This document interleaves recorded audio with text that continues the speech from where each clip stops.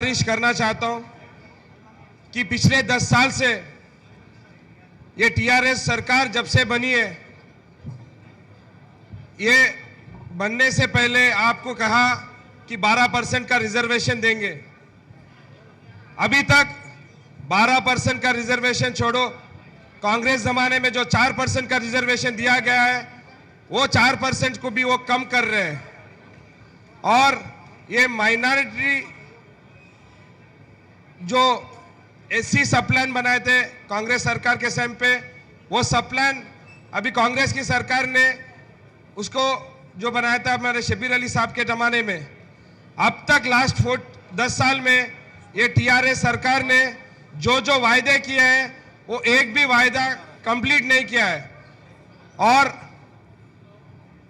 हमारे किशन रेड्डी साहब ने कहते हैं कि लास्ट 15 दिन पहले एक प्रेस कॉन्फ्रेंस में कहा कि वो माइनॉरिटी के जो 4% का जो रिजर्वेशन कांग्रेस सरकार ने लेके आया, मलकपेट कॉन्स्टिट्यूंसी के शेख अकबर साहब से गुजारिश की जाती है कि वो स्टेज पर तशरीफ लाएं। अदबन गुजारिश करता हूं कि लोग अपनी अपनी निशिस्त संभालें और स्टेज पर जो भगदड़ कर रहे हैं वो लोगों से भी गुजारिश करता हूं कि स्टेज से नीचे उतर जाएं। जावेद साहब आप पैदाइशी तनकीद करने वाले हैं। वही तो। अभी हाल ही में जो किशन रेड्डी साहब का जो प्रेस कॉन्फ्रेंस हुआ था, वो प्रेस कॉन्फ्रेंस में उन्होंने साफ किया कि जो कांग्रेस सरकार ने जो 4% का जो रिजर्वेशन दिया है वो रिजर्वेशन को वो बर्खास्त करने वाला है। और वो स्टेटमेंट के बाद आज तक हमारे सीएम केसीआर ने एक स्टेटमेंट भी नहीं दिया है। और अवाम के पास हम अब प्रचार के लिए जा रहे हैं तो सब यही बात बोल रहे हैं कि हम जो भी वोट टीआरएस को डाल रहे हैं वो सीधा बीजेपी में खाते में गिर रहा है, क्योंकि वो पार्लियामेंट में हर रिजर्वेशन को, हर बिल में ये लोग टीआरएस वाले उनको सपोर्ट कर रहे हैं। मैं इसलिए गुजारिश करता हूं तेलंगाना के अवाम को, जैसे कर्नाटका में आपने मदद करके कांग्रेस सरकार को लेके आया, यहीं पर भी आपकी मदद चाहिए कांग्रेस सरकार बनने में। कांग्रेस सरकार ही है जो सेक्युलर है और तेलंगाना में ठीक है। तो मैं सबसे गुजारिश करता हूं कि ये माइनॉरिटी डिक्लेरेशन हम सब भाई घर घर को लेके आके कांग्रेस को मदद करने के लिए मैं आपसे गुजारिश करता हूं। Thank you. शुक्रिया रोहिन रेड्डी साहब। मैं फायर ब्रांड कांग्रेस प्रेसिडेंट महिला कांग्रेस सुनीता राव जी जो हमारी गोशा महल की नुमाइंदे हैं, मैं उनसे दरख्वास्त करता हूं कि वो आपसे खिताब फरमाए।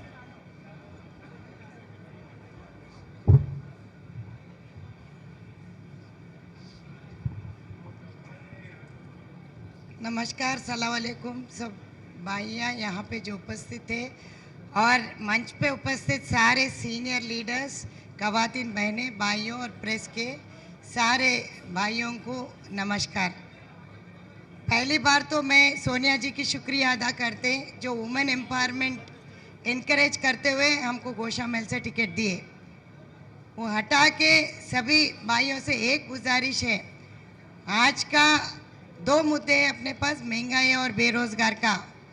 ये मुद्दा आप आम पब्लिक को समझ में नहीं आ रही है। जो 6 गारंटीज हम लागू कर रहे वो आगे नहीं जा रहे, तो हम डोर टू डोर कैंपेनिंग लेके आगे जाके फिर हम सब महिलाओं को समझा रहे। यहाँ से जो भी भाइयाँ यहाँ पे बैठे हुए हैं, हम एक ही बात आपको बताना चाह रहे, गोशा महल की सीट बराबर हम जीतने का उम्मीद रखते हैं, मगर आप लोग सब हमारी मदद करना।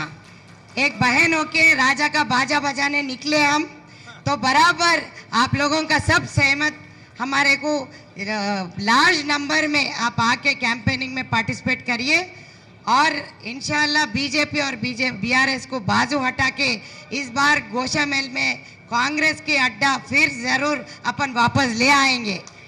जिस दिन मुकेश अन्ना थे उस दिन अपने पूरे कार्यकर्ता वहाँ से बहुत सारे कार्यकर्ता हर पार्टी से आके ज्वाइन हुआ, आज भी वही चल रहे हैं। फिर मुकेश अन्ना की बहन वहाँ से कंटेस्ट कर रहे, और आपसे सबसे यही गुजारिश करती है बहन, हाथ जोड़ के अपने खवातीन बहनों को, भाइयों को और प्रेस में भी भारी पब्लिसिटी देने के लिए भी उम्मीद कर रहे। आज यहाँ से वुमेन एम्पावरमेंट, हमारे सारे इंचार्जेस, सीनियर लीडर्स, हमारे पीसीसी प्रेसिडेंट, सब लोग लेडीज को आगे बढ़ा रहे। आने वाले कल में आधे से ज़्यादा सीट में हमारे महिला खवातीन बहना बैठना बोल के मेरी उम्मीद कर रहे। आप लोग सब एनकरेजमेंट करते हुए मेरे को ये मौका दिए, शुक्रिया, थैंक यू। सुनीता राव जिंदाबाद। आपके जो अज़ाइम से निकले हैं आप, दुआ है कि जो है आप अपने अज़ाइम में कामयाब हो। अब मैं हम शेख अकबर साहब जो हमारे मलकपेट के कांग्रेस पार्टी के नुमाइंदे हैं, मैं उनसे गुजारिश करता हूं कि वो आपको खिताब फरमाए। बिस्मिल्लाहिर्रहमानिर्रहीम। बिस्मिल्लाहिर्रहमानिर्रहीम। अस्सलाम वालेकुम रहमतुल्लाहि व बरकातुहू।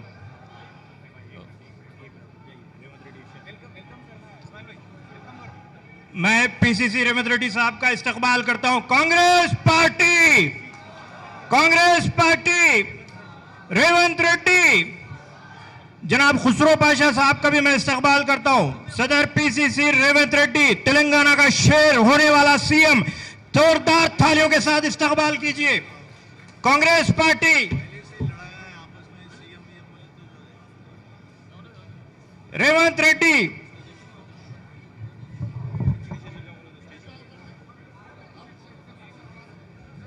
बैरुल अक़वामी सतह पर हरदिल अजीज हैदराबाद के अपने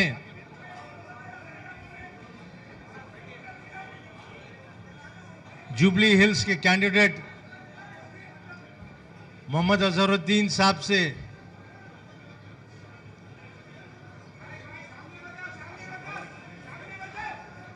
मैं क्या करूं सर?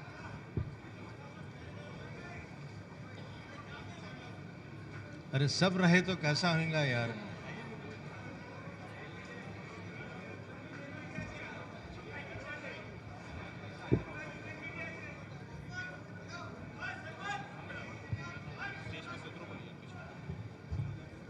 जो हजरात स्टेज के ऊपर आ चुके हैं उनसे दरखास्त है कि जो है वो स्टेज में जगह बनाए, स्टेज पर जगह बनाइए, वरना आपको जो है बड़े शाइस्तगी के दायरे में आपसे कहा जा रहा है कि स्टेज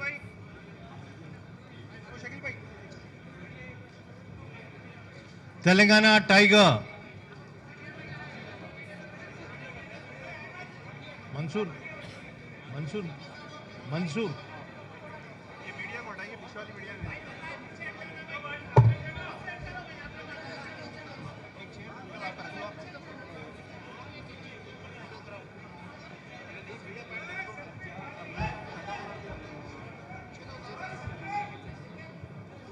ये दो कैंडिडेट्स बात कर लिया बात। मेरे सहाफी भाई और दोस्त, मेरे सहाफी भाई और दोस्त, आपसे गुजारिश है कि जो है आप जरा पीछे जाएं। सारे जलसे का निजाम तीतर बीतर हो जा रहा है।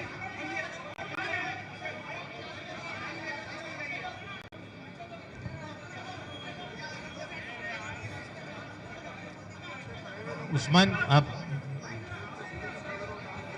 अरे भाई आप लोगों से कितने बार बोलूं मैं, कितने बार बोलूं मैं आप लोगों को? जलसे का पूरा निजाम तीतर बीतर हो जा रहा है। ये पूरा अक़लियती फंक्शन दिख रहा है आप लोग जिस तरीके से पेश आ रहे हैं।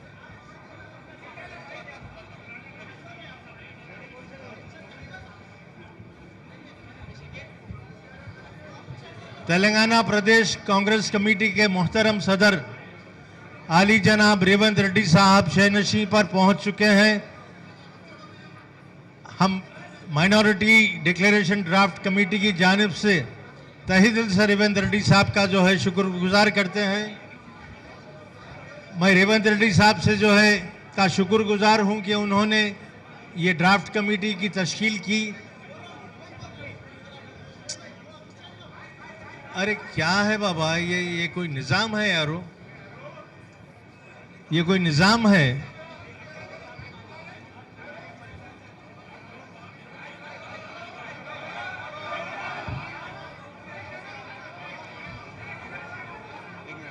अरे आप वहां जाना।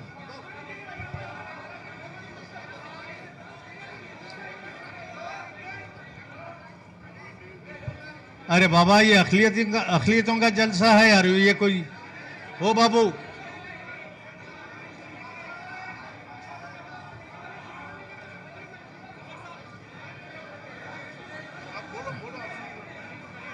ये देखिए, हम SC ST BC सबके जलसों में जाते हैं, मगर इतनी बदनिज़ामी कहीं नहीं होती, इतनी बदनिज़ामी कहीं नहीं होती। जो कौम शाइस्तगी का दावा करता है, वहां पर ऐसे हरकत हो रही।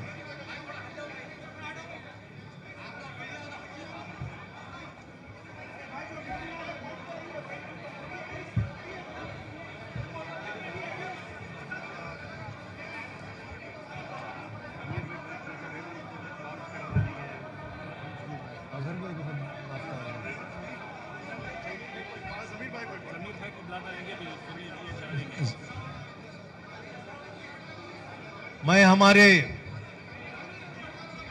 जीवट दोस्त जो कर्नाटका से इस जलसे के लिए तशरीफ लाए हैं, मोहतरम ज़मीर अहमद खान साहब, minister for minorities welfare municipal administration, मैं उनसे दरख्वास्त करता हूं कि जो है तालियों से उनका गूंज करे, और जो है उनसे दरख्वास्त करता हूं कि वो खिताब फरमाए।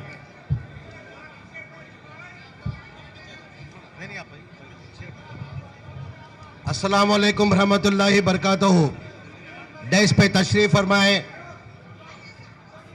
तेलंगाना के कांग्रेस के प्रेसिडेंट, मेरे करीबी दोस्त जनाब रेवंत रेड्डी साहब, और एक हमारे एक्स मिनिस्टर मेरे करीबी दोस्त जनाब शब्बीर साहब, और एक हमारे कांग्रेस के लीडर अभी तेलंगाना के MLA कैंडिडेट बंजारा हिल से जनाब अजहरुद्दीन साहब, और एक मेरा छोटा भाई इधर का कर्नाटका का इंचार्ज जनाब मंसूर साहब। डैश पे तशरीफ़ फरमाए तमाम ज़िम्मेदारान हजरात। आज ये खुसूसन ये प्रोग्राम रखा गया है माइनॉरिटी डिक्लेरेशन का, जो कांग्रेस की हुकूमत अगर आएगी तो माइनॉरिटी को क्या देने वाले हैं करके उसका एक मैनिफेस्टो रिलीज़ करने का आज प्रोग्राम रखा गया है। ए भैया साइड में चुप हो जाओ। आज बहुत खुशी हुई तेलंगाना आने के बाद, आज सवेरे से आने के बाद, थोड़ा महीना लेने के बाद मालूम हुआ तेलंगाना के अंदर अवाम बदलाव चाहती, कांग्रेस को हुकूमत में लाने के लिए अवाम ने तय किया करके मैं आने के बाद मालूम हुआ। बहुत बड़ी खुशी की बात है। आप देखे होंगे कांग्रेस का इतिहास आप निकालो, कांग्रेस जब जब हुकूमत आई पूरे हिंदुस्तान के अंदर, देखो आप, कांग्रेस जब जब हुकूमत आई, जो भी स्टेट के अंदर कांग्रेस है उधर अमन और सुकून है। मैं ये नहीं कहता, इस हुकूमत के अंदर 10 साल से तेलंगाना के अंदर KCR की हुकूमत चल रही है। आप लोग अच्छी तरह से जानते हैं, पहले ये हैदराबाद करके था, आंध्रा करके था, ये तेलंगाना लाने वाले हमारी लीडर सोनिया गांधी की वजह से आज ये तेलंगाना दिया गया है। 10 साल हो गया तेलंगाना आने के बाद, 2 बार वो लोग रिपीट हुए। मैं मेरी आवाम से एक आजीज़ाना गुजारिश करता हूँ, इस 10 साल में इस हुकूमत ने मुसलमानों को दिया क्या? जैसा मैं पूरा तहकीकात करने के बाद 10 साल के अंदर ये माइनॉरिटी का जो ग्रांट है वो सिर्फ माइनॉरिटी ग्रांट 2200 है, उसको इस्तेमाल किया जाता है, सिर्फ 800 करोड़ रुपए इस्तेमाल किया जाता है। अगर मेरे को मालूम पड़ा अगर कांग्रेस हमारी हुकूमत आएंगी तो हम 5000 करोड़ देने वाले हैं करके मेरे को ये मालूम हुआ है कि कांग्रेस हुकूमत आएगी तो अपने को 5000 करोड़ देंगे करके। रिजर्वेशन जो था 4% जो रिजर्वेशन, हमारी हुकूमत आएगी तो 4% रिजर्वेशन देते करके मालूम हुआ। आप आज कर्नाटका के अंदर ले लो, कर्नाटका का एकजुट होने की वजह से आज कर्नाटका के अंदर कांग्रेस हुकूमत है। कांग्रेस हुकूमत के अंदर मेरे को भी मंत्री बनाया गया। मैं हाल ही के अंदर कर्नाटका से मैं मंत्री हूँ। आज मैं कर्नाटका के अंदर जो हाल ही के अंदर 2023 के अंदर जो इलेक्शन चुनाव हुआ था उसके अंदर जो माइनॉरिटी जो वोट है एकजुट होके देने की वजह से आज कांग्रेस पार्टी 130 सीट आज कर्नाटका के अंदर जीती हुई है। आज हुकूमत आने के बाद, उससे पहले हमारे इधर कर्नाटका के अंदर बीजेपी की हुकूमत थी। बीजेपी हुकूमत के अंदर जो हमारा रिजर्वेशन था, जो 4% जो हमारा रिजर्वेशन था, जो वीरप्पा मोइली साहब जो 92 के अंदर जो 4% रिजर्वेशन दिए थे, वो रिजर्वेशन को बीजेपी हुकूमत आने के बाद वो रिजर्वेशन को निकाल दिया गया था।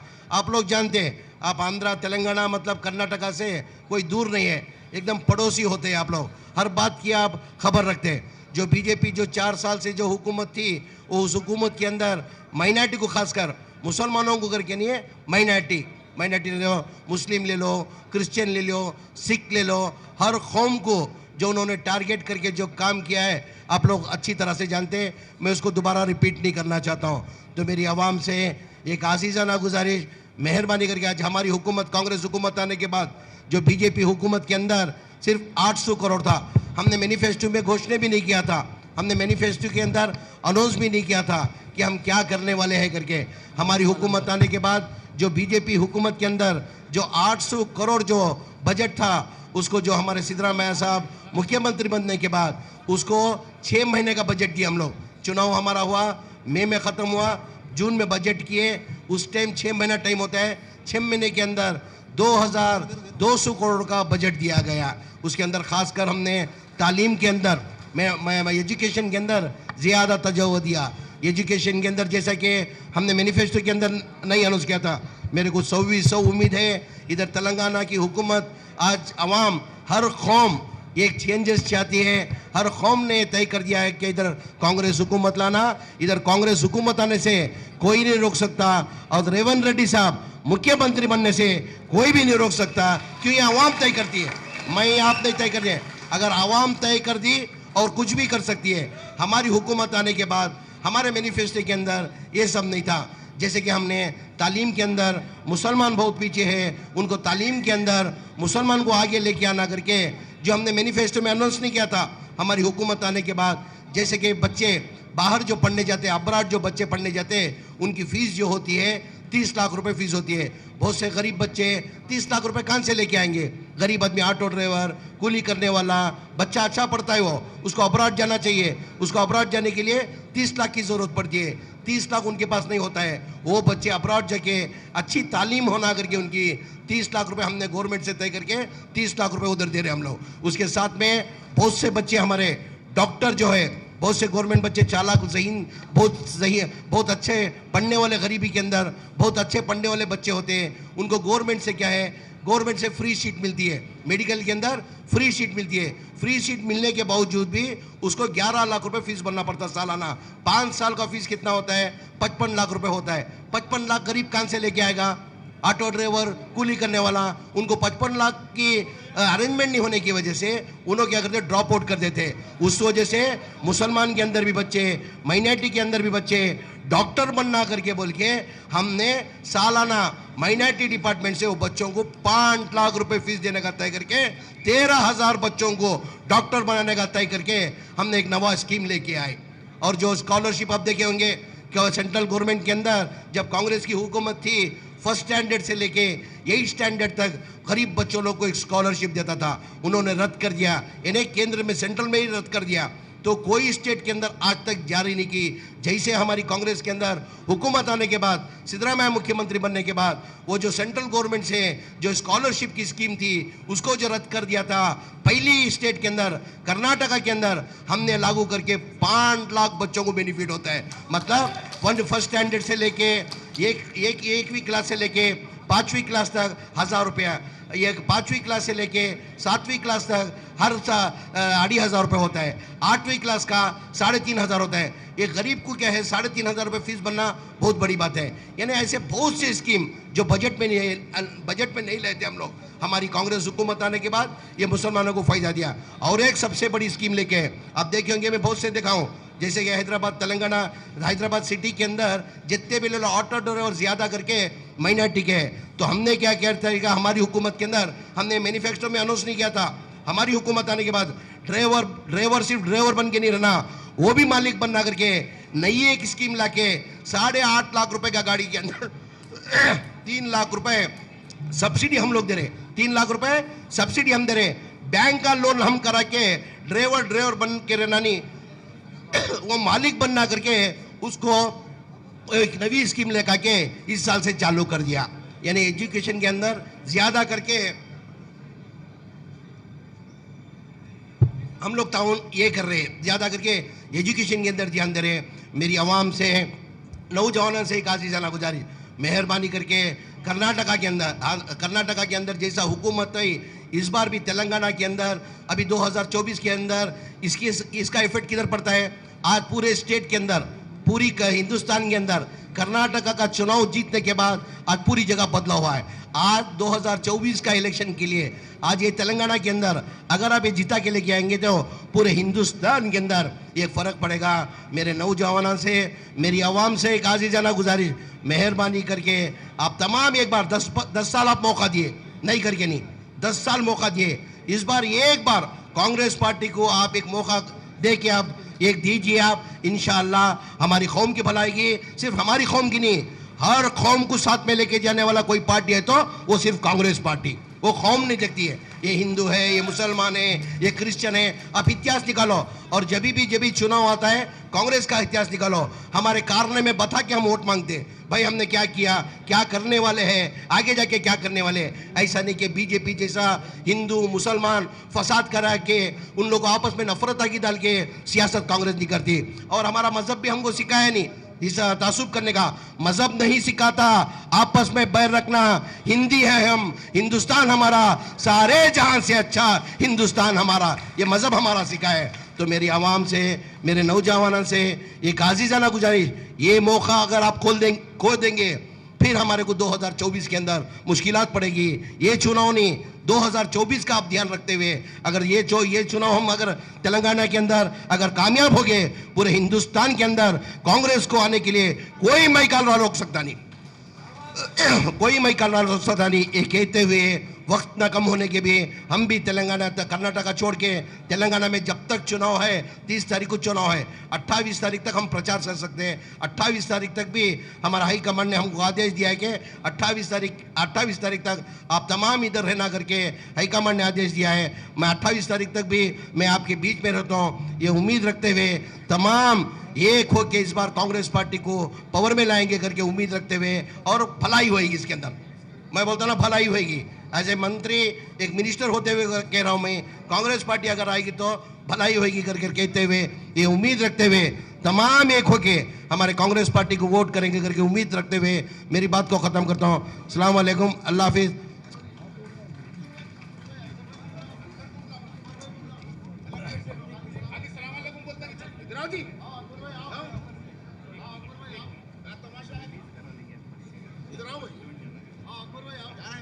अच्छा आप उतरिए।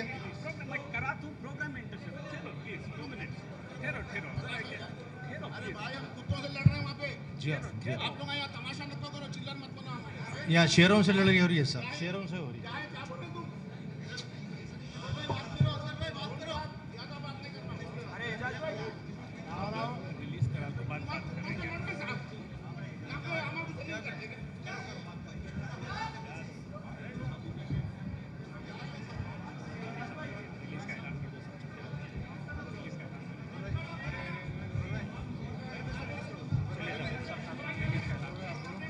मैं अब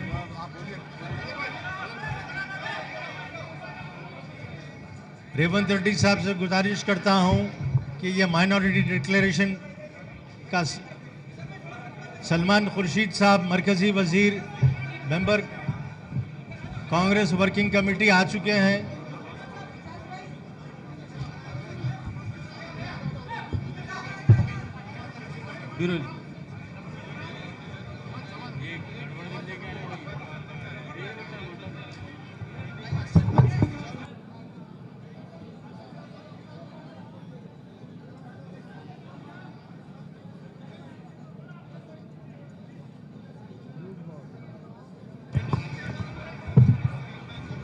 भाई स्टेज पर बदअमानी पैदा मत कीजिए। मैं जनाब सलमान खुर्शीद साहब का इस्तकबाल करता हूं आज के इस प्रोग्राम में। माइनॉरिटी डिक्लेरेशन का रस्म इजरा किया जा रहा है।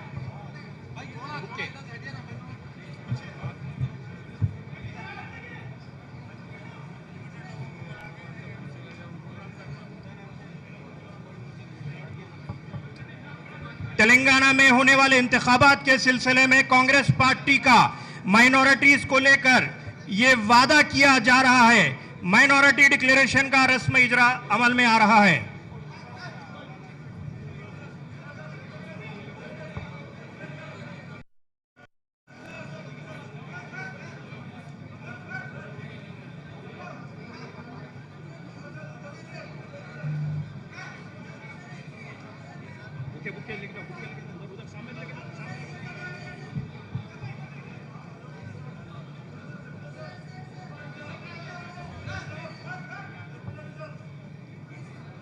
कांग्रेस पार्टी का माइनॉरिटी डिक्लेरेशन का रस्मी इजरा अमल में आ रहा है।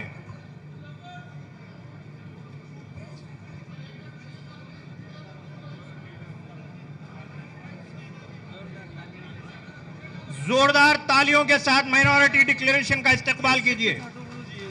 जोरदार तालियों के साथ जनाब मोहम्मद अली शब्बीर साहब साबिका वजीर से मैं गुजारिश करता हूं कि इस माइनॉरिटी डिक्लेरेशन के सिलसिले में आपसे खिताब फरमाएं। मैं आप तमाम से गुजारिश करता हूं कि आप लोग अपनी अपनी कुर्सियों पर बैठ जाएं, अपनी अपनी कुर्सियों पर बैठ जाएं। मैं आप तमाम से गुजारिश करता हूं कि बदअमानी पैदा ना करें, अपनी अपनी कुर्सियों पर बैठ जाएं। थोड़ा साइड दीजिए भाई। अरे नक्को साहब क्या हो जाने वाला है? क्या आप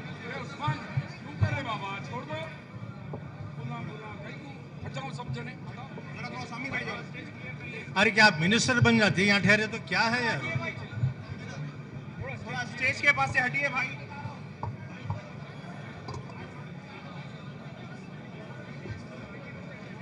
अरे आप सुलह कराने आए, नीचे जाओ ना साहब।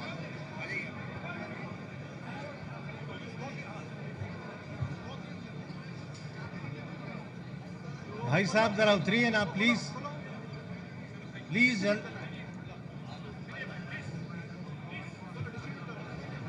उस्मान उधर जाओ।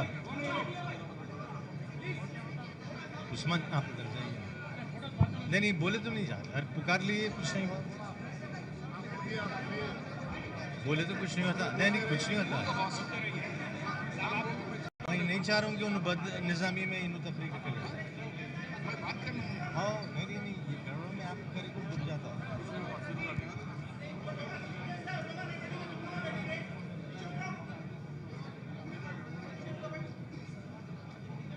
साबिका वजीर Andhra Pradesh, leader of opposition Telangana legislative council, chairman minority draft committee आली जनाब मोहतरम मोहम्मद अली शब्बीर साहब तशरीफ़ फरमा है। यह ख़ास तौर से अभी अपना निज़ामाबाद का कैंपेन छोड़कर जो है इस डिक्लेरेशन रिलीज़ के लिए आए हुए हैं। अब मैं दरख्वास्त करता हूं कि मोहम्मद अली शब्बीर हम सब से मुखातिब हों।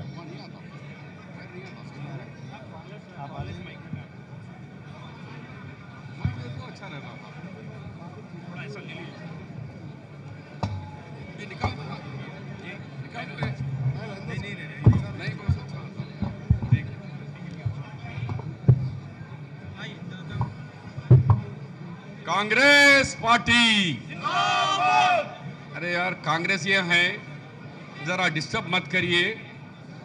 ये हमारे आने वाले भविष्य के लिए ये माइनॉरिटी डिक्लेरेशन किया जा रहा है। थोड़ा खामोशी से मुजाहरा करें मेहरबानी करके। फोटोस मिल जाते सबको। फिर एक दफा कह रहा हूं, कांग्रेस पार्टी। तो मेरे भाइयों और बहनों, अभी आली जनाब रेवंत रेड्डी साहब तेलंगाना प्रदेश कांग्रेस के सदर, हमारे सलमान खुर्शीद साहब, ज़मीर अहमद साहब, हमारे एआईसीसी के सेक्रेटरी और साथ में बहुत सारे लोग हमारे एआईसीसी के दिल्ली से आए हुए और यहाँ के मुकामी कांग्रेस की पार्टी के उम्मीदवार सबको यहाँ खैर मकदम करते हुए, अभी हमारा जो पाँच डिक्लेरेशन हुए हैं 5 पॉइंट्स के ऊपर, इस डिक्लेरेशन से पहले मैं आपको थोड़ा पिछला बैकग्राउंड बताना चाह रहा हूँ। ये कि जब कांग्रेस पार्टी का 2004 का जब मंशूर इजराई हुई, मैनिफेस्टो हमारा रिलीज हुआ, हमने वादा किया मुसलमानों से कि हम 5% मुसलमानों को रिजर्वेशन देंगे।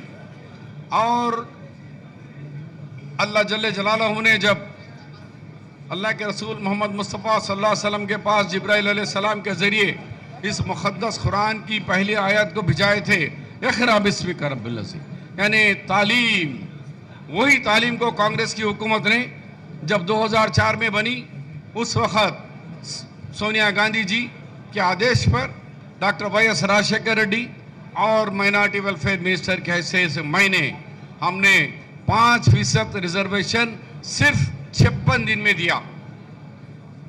उसके बाद सुप्रीम कोर्ट में हम हार गए। उन्होंने कहा कि इस रियासत में 50% से रिजर्वेशन आगे नहीं होना चाहिए। फिर हमने सुप्रीम कोर्ट की इजाज़त से 1% कम किया, 4% रिजर्वेशन हुआ।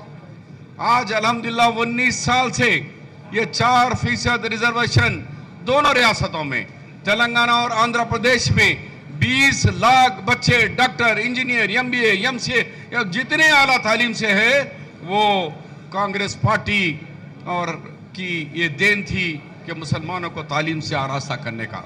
ये काम हमने अपना वादा पूरा किया।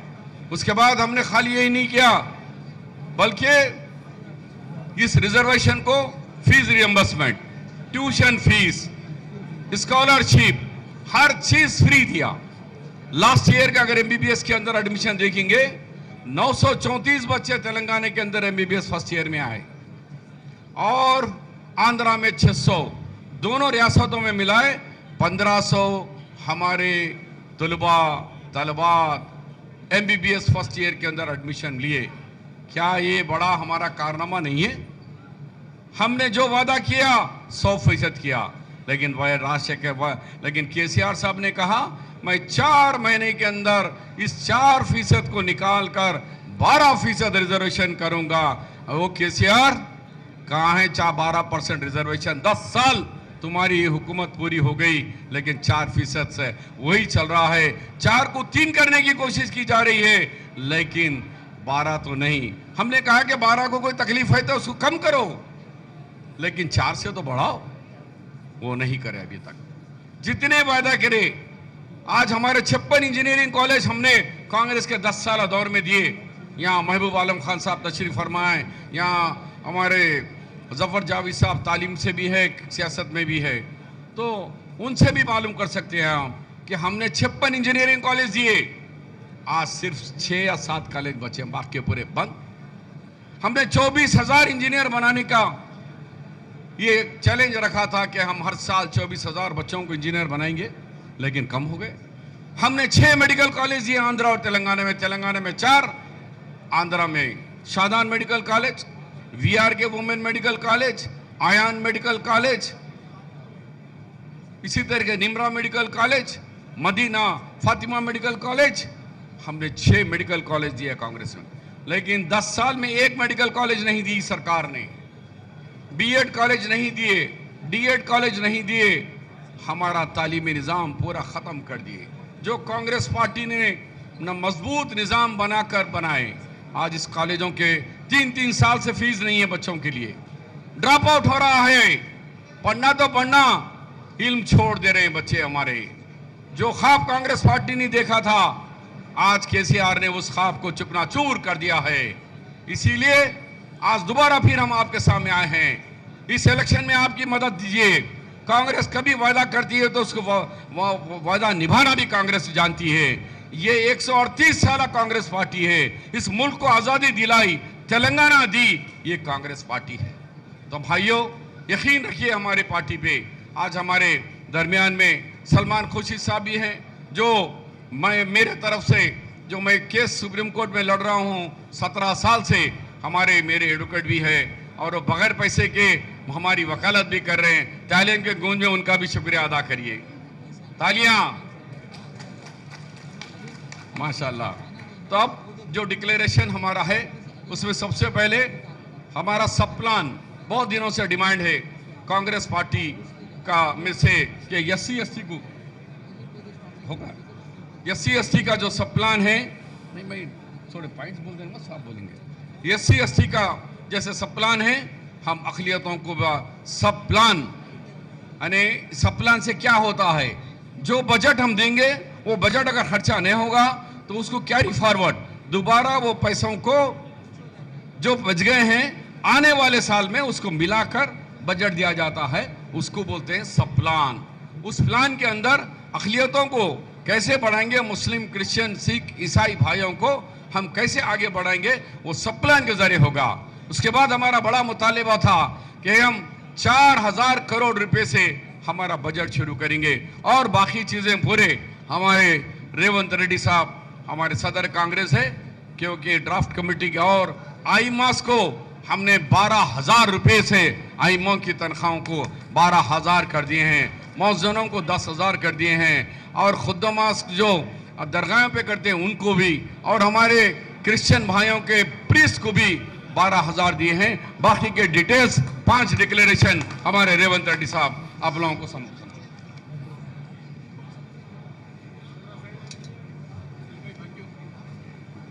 बेहद शुक्रिया मोहम्मद अली शब्बीर साहब, आपकी निज़ामाबाद से कामयाबी के लिए हम सब दुआ गो हैं। अब मैं अदबन दरख्वास्त करता हूं और दावत देता हूं साबिक़ा वज़ीर ख़ारिजा आली जनाब मोहतरम सलमान खुर्शीद साहब, जो अक़लियतों की नाक हैं, जो अक़लियतों के नुमाइंदे हैं और कांग्रेस वर्किंग कमेटी के मेंबर हैं, जनाब सलमान खुर्शीद साहब। हेलो, मोहतरम सदर जलसा और हमारे पार्टी के एक बहुत जगमगाते हुए रहनुमा हमारे तेलंगाना में, और सारे मौजूद साथी यहाँ बैठे हैं। इस वक्त बहुत लंबी बात कहने का मौका नहीं है। मैं सिर्फ ये कहना चाहता हूँ कि कभी आपको वो नगमा याद होगा, आज है मोहब्बत का फैसला, आज तेरा मुकद्दर बदल जाएगा। आप ये याद रखें कि ये डिक्लेरेशन, ये ऐलान दिल की गहराई से है, और आपकी जो कुर्बानियां हैं इस मुल्क के लिए, तेलंगाना के लिए जो कुर्बानियां हैं, उनको सामने रखकर ये ऐलान किया है। और इस ऐलान में सिर्फ हमारा मकसद और हमारी तवज्जो इस बात पर है कि हिंदुस्तान की अक़लियत, तेलंगाना की अक़लियत का मुकद्दर बदल जाए। इसमें कोई ऐसी बात नहीं जो हमारा आईन, हमारा कानून हमको जिसकी इजाज़त नहीं देता। हमारा मकसद ये नहीं है कि हम किसी को अलग हटाकर कुछ दे दें। हमारा मकसद ये है कि हम एक ख़ानदान में बराबर की हैसियत से बैठें, और उस ख़ानदान में हिंदू, मुसलमान, सिख, ईसाई सब लोग ये कहें कि हर एक का हिस्सा है और हर एक का हिस्सा दिया जा रहा है। और इसलिए हर एक अपनी जिम्मेदारी मानता है कि हम मुश्तरक एक ऐसा निज़ाम बनाएं, एक मुश्तरक ऐसा अपनी व्यवस्था बनाएं जिसमें हर एक को कहने का मौका हो कि मेरा भी हक़ था, मुझे मिला है। अगर हक़ मिल जाए तो उससे बेहतर और कोई सियासत है नहीं। तो मान लीजिए आज हक़ की सियासत है, आज इंसाफ की सियासत है, आज बिरादराने वतन को जोड़ने की सियासत है, आज हिंदू मुसलमान इख्तिलाफ कोई पैदा करना चाहे उसको मुंह तोड़ जवाब देने की सियासत है कि हम गंगा जमनी तहजीब में यकीन रखते हैं और गंगा जमनी तहजीब को लेकर हमें आगे बढ़ना है। आइए, आप हजरात से इल्तिजा सिर्फ इसी बात की है कि इतना अच्छा काम हो रहा है, इतना बेहतर काम हो रहा है, इसको अंजाम देने के लिए आपको हाथ पर वोट डालना होगा। हाथ वो हाथ हैं जो उठाकर आप किस्मत के लिए दुआ करते हैं, हाथ वो हाथ हैं जिससे आप शफ़क़त पहुंचाते हैं, हाथ ये वो हाथ है जिसमें आपके बच्चों की किस्मत है। आइए इस हाथ पर नई किस्मत लिख कर दिखा दें। एक दफ़ा हाथ ने साथ दिया है। बहुत बहुत शुक्रिया। हमारे तेलंगाना की जय हो। हमारे हिंदुस्तान को हम लोग हमेशा महफूज रखें और हिंदुस्तान को आगे बढ़ाते रहें। हम यहाँ बैठे अपने सद्र के साथ बैठे हैं, उम्मीद करते हैं कि सद्र के साथ एक हुजूम चलेगा और हुजूम चलते हुए तेलंगाना की फिजा बदल देगा, हवा बदल देगा और तस्वीर बदल डालेगा। आइए उस तस्वीर का हम इंतज़ार करें। बहुत बहुत शुक्रिया।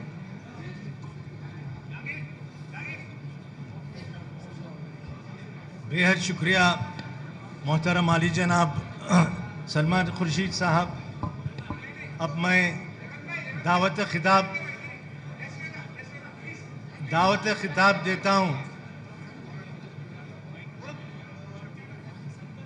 तेलंगाना टाइगर। देखिए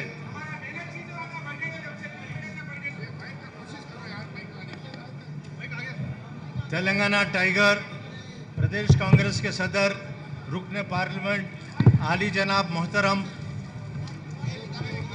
अरे उनका नहीं है बाबा, अरे आप आके सीधा माइक छीन ले।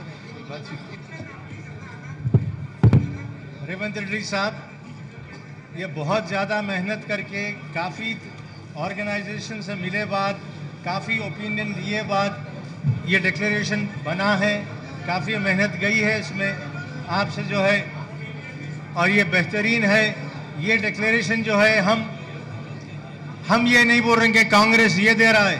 हम हमारे कौम से पूछे कि आपको क्या होना, कौम जो बोली कि ये होना, हमारे मजहबी जमातें जो बोली कि हमको ये होना, तो हम जो है उसको बनाए हैं। ये कांग्रेस का मैनिफेस्टो नहीं है, ये सारे अक़लियतों का, मुसलमानों का, क्रिश्चियंस का, सिखों का मैनिफेस्टो है जो कि कांग्रेस अपना ली है।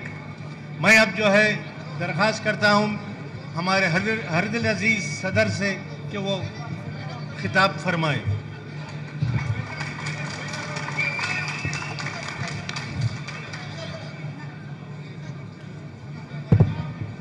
देखिए आप जाइए।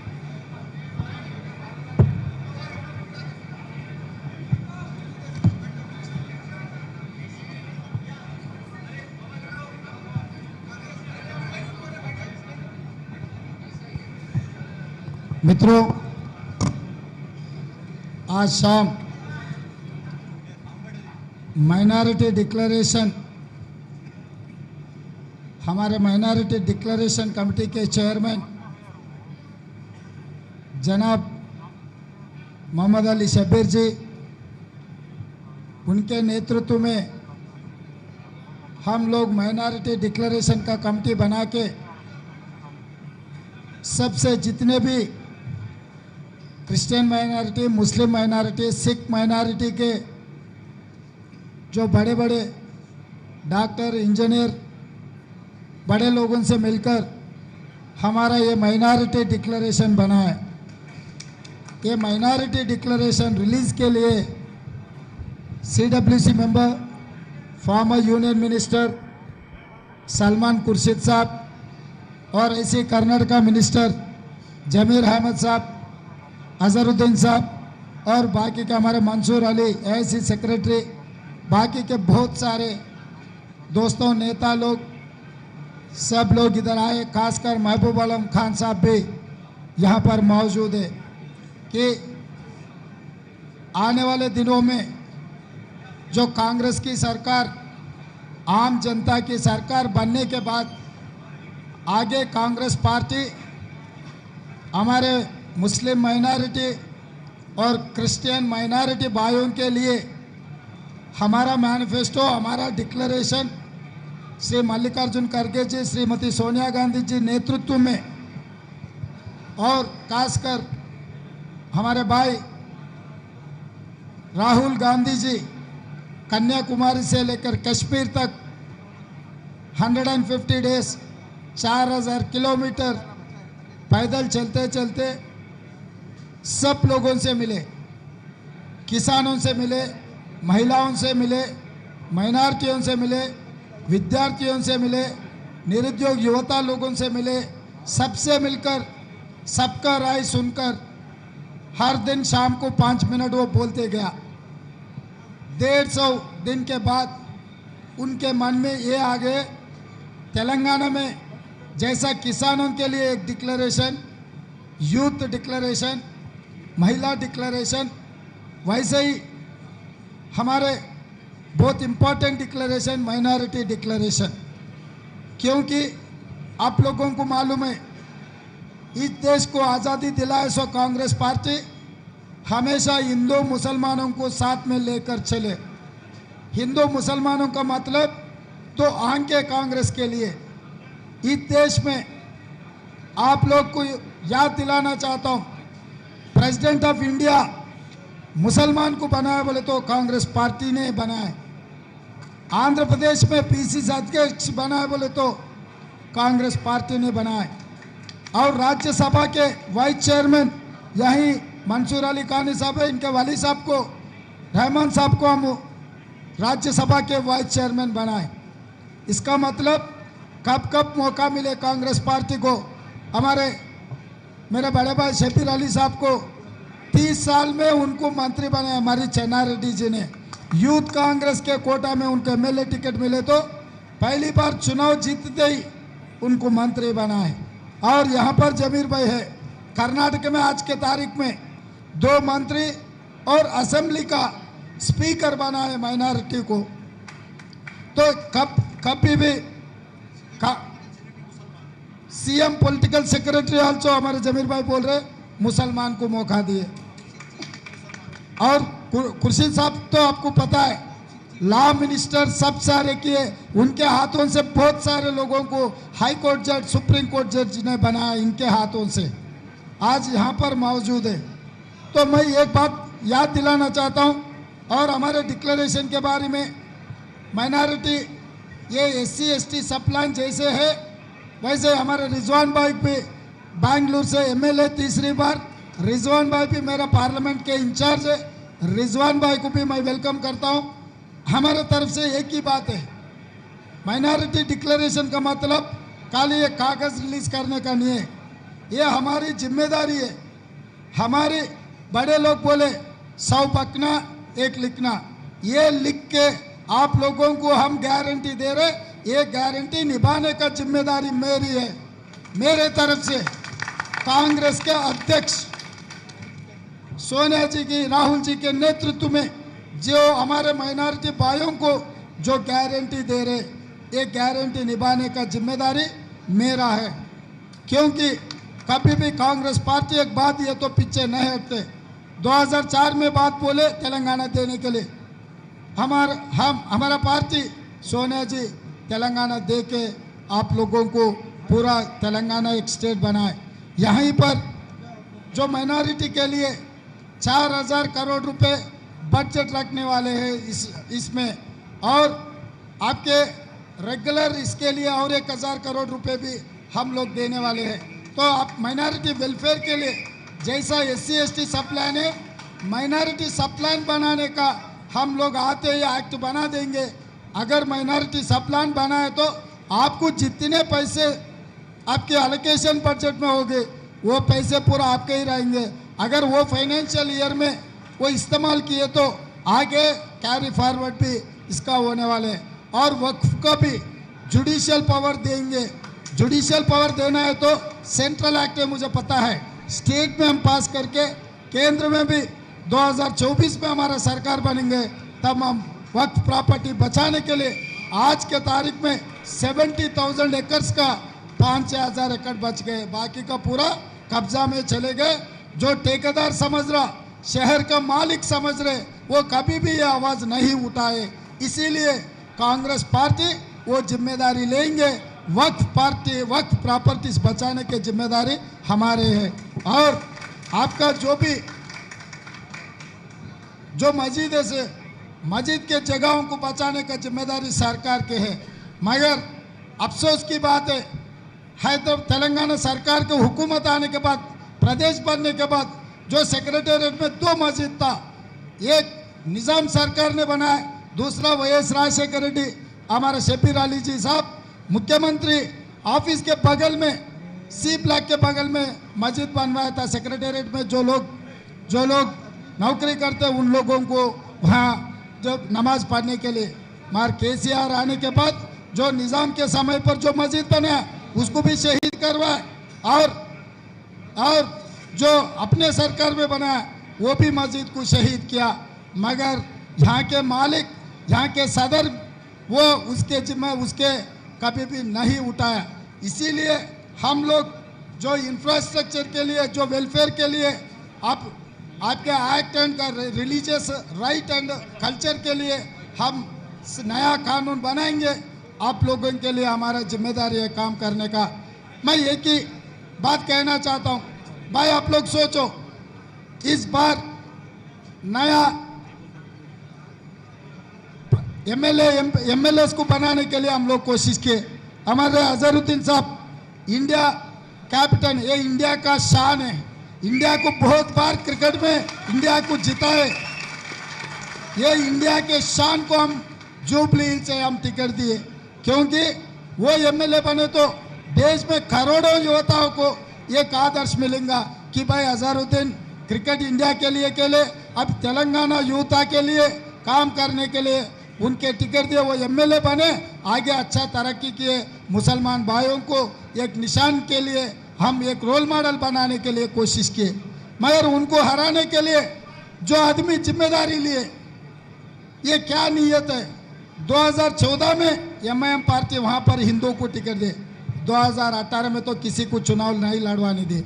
इस बार अजहरुद्दीन साहब को हम लोग जुबली टिकट दिए तो वहीं से एक माइनॉरिटी को टिकट दे के अजहरुद्दीन साहब को हराने के लिए कोशिश कर रहे।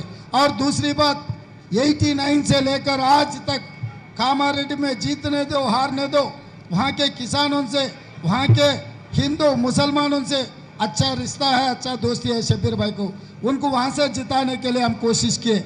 वहाँ पर उनको सोनिया गांधी जी, खड़गे जी चुनाव लड़वाने के लिए कोशिश किए तो एमआईएम पार्टी वाले केसीआर को ले जाके इनके खिलाफ लड़वा रहे। ये क्या राजनीति है। मैं केसीआर से पूछना चाहता हूँ भाई, 119 सीट है, 119 में आपको एक भी सीट नहीं मिला क्या? एक ही माइनॉरिटी का, वो भी शब्बीर अली जी का मिले क्या आपको? एक माइनॉरिटी को जिताने के लिए आप लोग इतने गलत काम करने के लिए क्यों कोशिश कर रहे? अगर हिम्मत है तो गोशा महल में राजा सिंह है, जाओ जाके उनको हरा दो, राजा सिंह के खिलाफ चुनाव लड़ो। केसीआर साहब, आप गोशा महल में राजा सिंह के खिलाफ आप क्या जानी दुश्मन है ना बीजेपी, तो बीजेपी एमएलए को हराने के लिए आप कोशिश करो, मगर वो भी काम आप नहीं करते। और उसके अलावा आप सबको मालूम है, दारुसलाम गोशा महल में आते एमआईएम का हेडक्वार्टर्स, एमआईएम भी चुनाव नहीं लड़ते वहाँ से। तो राजा सिंह को रास्ता साफ दे दिए, अजहरुद्दीन को ऐसे ही हमारे शब्बीर अली साहब को हराने के लिए कोशिश कर रहे हैं। तो ये इस बार आने वाले चुनाव में आप लोग सोच कर वोट देना है। मैं बोल रहा हूँ, कल हम कर्नाटक में जीत लिए, आज तेलंगाना जीतने वाले हैं, परसों दिल्ली को हासिल करेंगे। लाल किला पे कांग्रेस पार्टी झंडा लहराना है, नरेंद्र मोदी जी को हराना है, तो इस बार तेलंगाना में कांग्रेस के सरकार बनना जरूरी है। इसीलिए हमारे माइनॉरिटी भाइयों से जो भी माइनॉरिटी डिक्लेरेशन हमारे शब्बीर अली जी के नेतृत्व में डिक्लेयर किए, हमारा सलमान खुर्शीद साहब, मेरा दोस्त राज्यसभा एमपी इमरान भाई भी इधर मौजूद है, इमरान भाई भी उनके हाथ से ये सबको दिखाने के लिए मैं गुजारिश करता हूँ। ये minority declaration national minority chairman हमारे नासिर अहमद, वो हमारे नासिर भाई भी राज्यसभा एमपी, सब लोग इधर आ गए। इतने बड़े बड़े भाई लोग ये जिम्मेदारी लिए, समझो काम हो गए, क्योंकि गली से दिल्ली तक सब लोग यहाँ मंच पे बैठा हुआ है। हमारी जिम्मेदारी है ये डिक्लेरेशन को आगे ले जाने के लिए। फिर आपका जिम्मेदारी क्या है भाई? आपकी जिम्मेदारी क्या है? कोई भी आवाज नहीं बोल रहे, कोई भी नहीं। आपकी जिम्मेदारी क्या है? आपकी जिम्मेदारी क्या है? हाथ के निशान पे, हाथ के निशान पे, हाथ के निशान पे वोट डालना। और एक धक्का कांग्रेस पक्का बोलना आप लोग, और एक धक्का, और एक धक्का, और एक धक्का, और एक धक्का, और एक धक्का। आधी रोटी खाएंगे, कांग्रेस को जिताएंगे। सुन रहे ना? आधा रोटी खाएंगे, आधा रोटी खाएंगे, आधा रोटी खाएंगे, आधा रोटी खाएंगे, जिताने के बाद दम बिरयानी खिलाने का जिम्मेदारी मेरी है। मेरे बोले तो मेरा नहीं है, महबूब आलम खान साहब है। महबूब आलम खान साहब है, मुझे वादा किया था महबूब आलम खान साहब, आप जितने 1000 लोगों को लेकर आओ, मैं बिरयानी खिलाने का जिम्मेदारी मेरा बोल के महबूब आलम खान साहब ने उठाया। उनके छोटे भाई मैं, उन्होंने जो बात मेरे से कहा, मैं अब सब लोगों से कह रहा हूँ, कांग्रेस पार्टी को जिताना, साहब से बैठकर हम लोग दम बिरयानी खाएंगे। धन्यवाद मित्रों।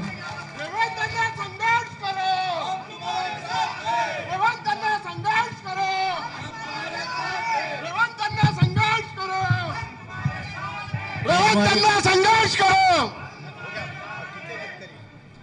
हमारी खुशनसीबी है कि आज हमारे बीच में बहुत ही अहम शख्सियतें आई हुई हैं। मैं अदबन दरख्वास्त करता हूं, ये 2 हीरे जो हमारे अजहरुद्दीन और इमरान प्रतापगढ़ी है, ये हिंदुस्तान के जो है हमारे हीरे हैं। आप दोनों खड़े रहें और हाथ उठाएं। नासिर हुसैन साहब chief whip CWC member, Rajya Sabha member आ चुके हैं। एक के बाद एक दोनों हजरात।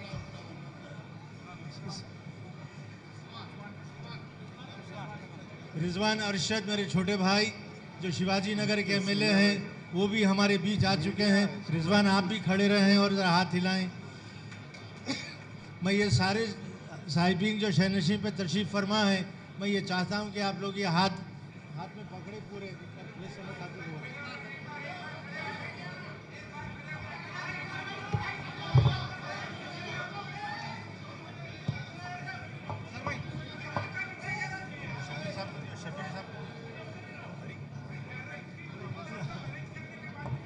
क्या है उसका बदतमीज है, आप मेरे हाथों से छीन ले रहे हैं आप। अरे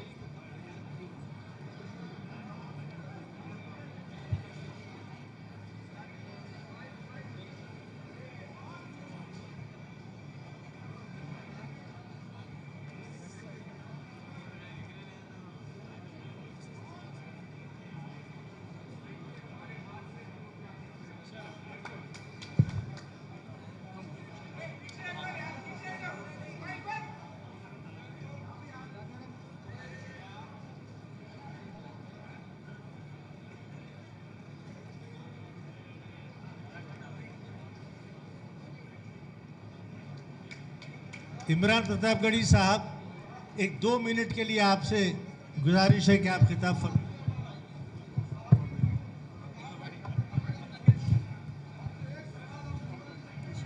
अस्सलाम वालेकुम।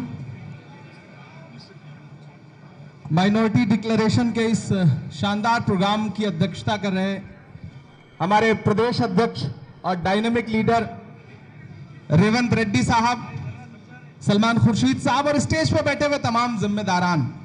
हम आतिशे सोजा में भी हक बात कहेंगे, हम आतिशे सोजा में भी हक बात कहेंगे, कुंदन की तरह दहर में ताबिंदा रहेंगे। तारीख बताती है कि हर दौरे सितम में हम जिंदा थे, हम जिंदा हैं, हम जिंदा रहेंगे। हैदराबाद की इस शानदार सरजमीन पर जिंदा दिल लोगों के सामने खड़ा होकर के आपसे बस इतना कह रहा हूं कि मेरे हाथों में ये जो माइनॉरिटी डिक्लेरेशन का ये जो पंपलेट है, ये जो ब्रोशर है, ये जो तहरीर लिखी हुई है, ये सिर्फ तहरीर नहीं है।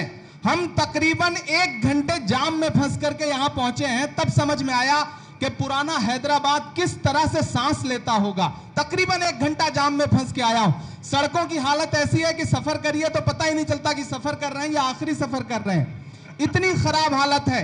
ऐसे में हम आपसे सिर्फ ये कहने आए हैं कि जो ये विधानसभा का चुनाव है, जिसमें रेवंत साहब सुबह से शाम तक मेहनत कर रहे हैं, राहुल जी यहां मेहनत कर रहे हैं, प्रियंका जी आ रही हैं, खरगे साहब आ रहे हैं, ये सिर्फ विधानसभा का चुनाव नहीं है। हैदराबाद वालों, तेलंगाना वालों, ये इलेक्शन सिर्फ इलेक्शन यहां की असेंबली का नहीं है। अगर आप चाहते हैं कि 2024 में हिंदुस्तान की गद्दी से वो जालिम हुक्मरान हटें, तो सबसे पहले आपको तेलंगाना में यह करके दिखाना पड़ेगा, तब दिल्ली तक इसका संदेशा जाएगा। यहां बैठे हुए जो यहां के जो हुक्मरान हैं, यहां और दिल्ली वालों में एक अच्छी खासी नूरा कुश्ती चल रही है। दोनों झूठ बोलने के मामले में बहुत आगे हैं। ये जो पहले टीआरएस अब बीआरएस, मैं इसको सिर्फ बीआरएस नहीं कहता, इसको बीआरएसएस कहता हूं। मतलब आरएसएस से भी एक कदम जो पार्टी है वो बीआरएस है। मैं आपसे ये कहने आया हूं कि दोस्तों, मैं ये नहीं गिनाऊंगा कि इसमें क्या लिखा है।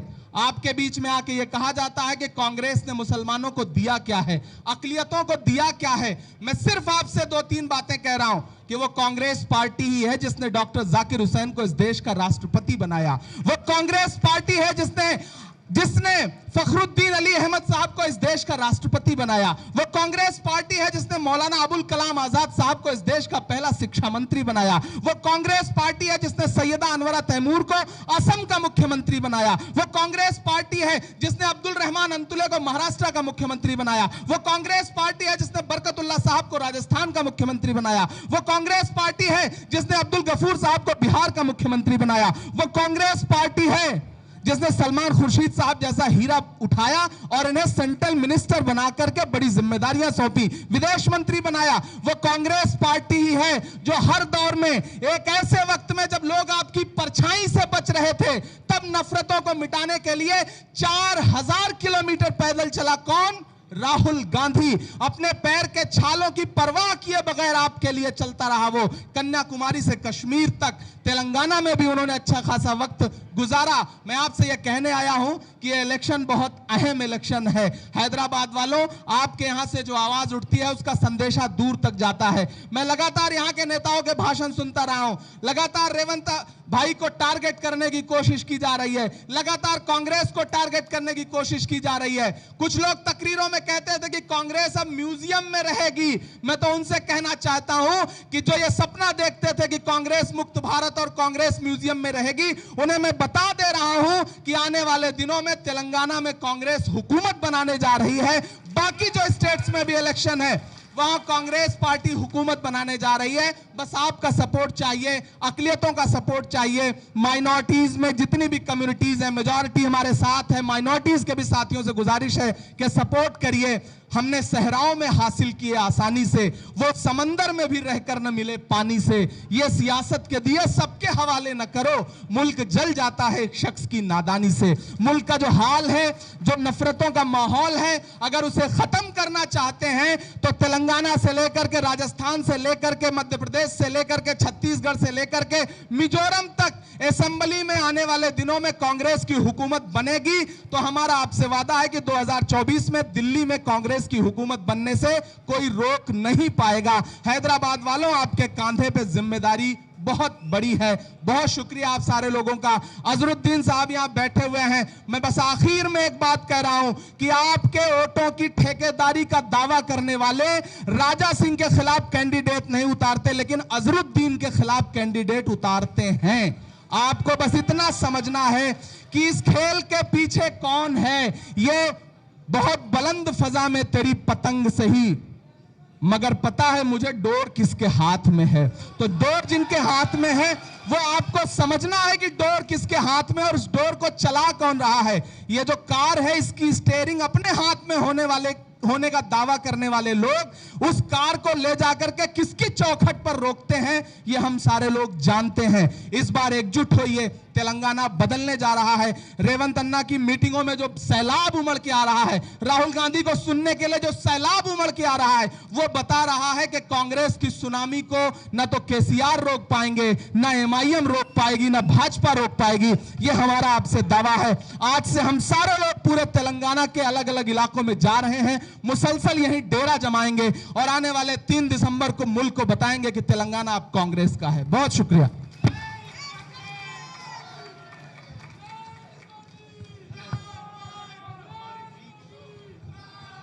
हेलो, हमारे बीच एक नौजवान कायद बेल्लारी से उठे, जेएनयू में जाकर प्रेसिडेंट बने और आज राज्यसभा के मेंबर हैं, विप हैं कांग्रेस पार्टी के और कांग्रेस वर्किंग कमेटी के मेंबर हैं।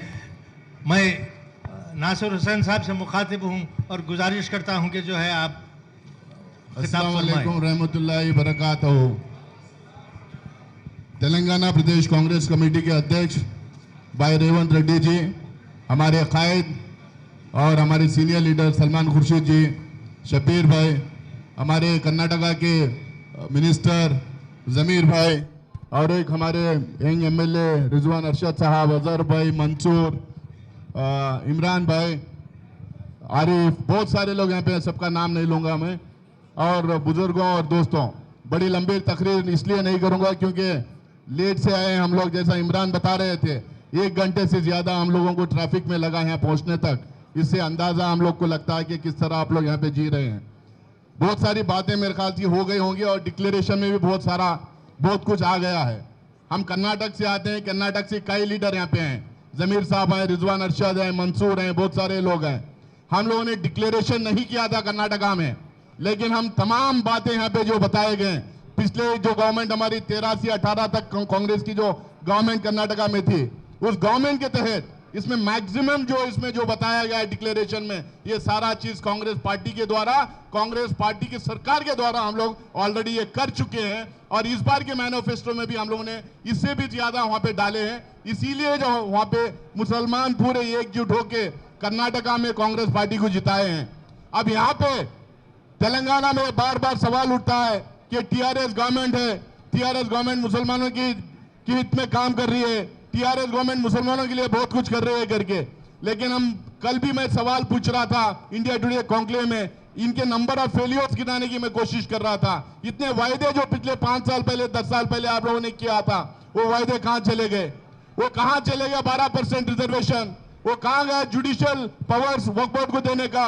वो कहां चले गया आप माइनॉरिटी कमीशन को क्वाजी जुडिशियल पावर्स देने का?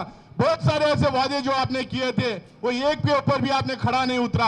आज जब पूरे हिंदुस्तान में चुनाव 5 स्टेट में हो रहा है, मैं यकीन के साथ और दावे के साथ कहना चाहता हूं, तीनों स्टेट में मैं जाके आ चुका हूं। राजस्थान, मध्य प्रदेश और छत्तीसगढ़ में कांग्रेस पार्टी की हुकूमत बनने जा रही है। मिजोरम में कांग्रेस सिंगल लार्जेस्ट पार्टी बनने जा रही है।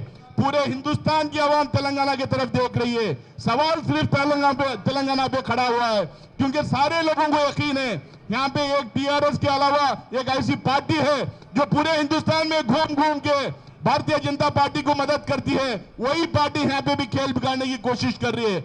आप लोगों को मैं अपील करने के लिए खड़ा हुआ हूं, अगर साउथ इंडिया में हम लोगों को भारतीय जनता पार्टी मुक्त साउथ इंडिया अगर बनाना है, तो यहाँ पे हम लोग को कांग्रेस को हराना है, क्योंकि कांग्रेस को जिताना है। क्योंकि कांग्रेस को ही जिताने से हम लोग सिर्फ भारतीय जनता पार्टी को नहीं, सिर्फ ए टीम को नहीं, उसके साथ में जो बी टीम रहती है उसको भी हम लोग हरा सकेंगे। मैं राज्यसभा में हूं, राज्यसभा में इनकी हरकतें देखता हूं। आज बीआरएस और केसीआर लगातार कहते हैं कि वो मुसलमान के हित में काम कर रहे हैं। कल भी उनके स्पोक्सपर्सन कह रहे थे कि वो सेकुलर पार्टी है। मैं इनको पूछता हूं, जब लोकसभा में और राज्यसभा में जो बिल्स आते हैं, जब ट्रिपल तलाक जैसा बिल आती है, जब आर्टिकल 370 को रद्द करने की बिल आती है, जो बहुत सारे ऐसे बिल जब आते हैं, तो टीआरएस के एमपीज क्यों सरकार के फेवर में यानी कि भारतीय जनता पार्टी के पक्ष में क्यों खड़े होते हैं? वहां पे लगातार हर बिल पे बीजेपी के पक्ष में खड़े होते दिखाई देते हैं। तो इसीलिए मेरे दोस्तों, मैं आपसे अपील करने यहाँ खड़ा हूं, अगर हम लोगों को इस देश में सही सेकुलर हुकूमत को बनाना है, तो हम लोगों को तेलंगाना जिताना पड़ेगा। भारतीय जनता पार्टी के साथ में हर वो पार्टी जो बीजेपी के साथ खड़े होने की कोशिश करती है, उसको भी हराना पड़ेगा। ये इलेक्शन में आपके लिए एक बहुत बड़ा सवाल आपके सामने है। आपका एक टेस्ट है, पूरा हिंदुस्तान आपके तरफ देख रहा है। जैसा मैंने कहा, मध्य प्रदेश, छत्तीसगढ़ और राजस्थान में कांग्रेस की सरकार बन रही है। अगर तेलंगाना में भी अगर हमारी सरकार बन गई, तो आप यकीन से मानिए 2024 में कांग्रेस की सरकार दिल्ली में भी बनेंगे और मोदी सरकार को हम उखाड़ के फेंकेंगे। और अभी इमरान जैसा बता रहे थे, वही सवाल मैं भी करना चाहता हूं। अजहरुद्दीन साहब को यहाँ पे उतारा गया है, हिंदुस्तान के क्रिकेट टीम के कैप्टन थे, आप लोगों के चहेते नहीं, पूरे हिंदुस्तान के चहेते हैं। उनके खिलाफ पिछली बार उस कॉन्स्टिट्यूंसी में आपने कैंडिडेट नहीं उतारा था, लेकिन जैसे ही अजहरुद्दीन साहब का नाम आता है, आप एक मुसलमान कैंडिडेट वहां पे उतार देते हैं। इनको लगता है मुसलमानों की वोटों की ठेका मुसलमान कम्युनिटी उनको दी है। ऐसा नहीं है। मुसलमान भी समझते हैं, मुसलमान इनोसेंट जरूर है, मासूम जरूर है, लेकिन बेवकूफ नहीं है। इनकी हरकतें को समझते हैं, इनके मंसूबों को समझते हैं। इस बार तेलंगाना में मुझे लगता है और यकीन है कि आप तमाम लोग एकजुट होकर सिर्फ भाजपा को नहीं, उसकी बी टीम तेलंगाना राष्ट्रीय समिति जो टीआरएस है उसको भी आप लोग हराएंगे और अब कांग्रेस का परचम ले रहेंगे, जिसके चलते 2024 में हम मोदी की सरकार को उखाड़ के फेंकेंगे और कांग्रेस की सरकार दिल्ली में भी बिठाएंगे। बहुत बहुत आप लोगों का शुक्रिया। जय हिंद, जय कांग्रेस। नासिर हुसैन साहब, इस बार मुसलमान और क्रिश्चियन तेलंगाना का ठेका कांग्रेस पार्टी को रेवंत रेड्डी साहब को दे चुका है। रेवंत रेड्डी के साथ है आज मुसलमान।